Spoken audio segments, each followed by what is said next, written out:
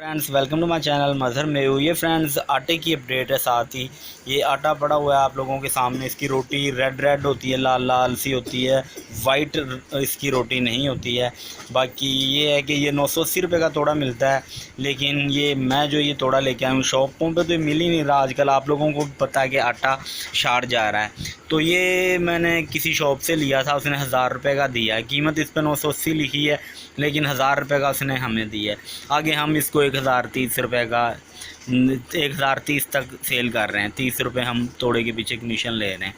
तो बाकी खुला तोड़ा जो है इसको कोई दुकानदार 55 रुपये किलो दे रहा है, कोई दुकानदार 60 रुपये किलो दे रहा है। 55 और 60 इसका रेट चल रहा है। तो बाकी अब तक यही अपडेट है। और भी ऐसी अच्छी अपडेट्स के लिए हमारे चैनल को सब्सक्राइब कर लें और इसके साथ जो बेल का आइकन है इसको भी लाजमी क्लिक करें, ताकि मैं जैसे ही कोई न्यू अपडेट दूं तो उसका एक नोटिफिकेशन आप लोगों को मिल जाए। Thanks for watching. अल्लाह हाफिज़।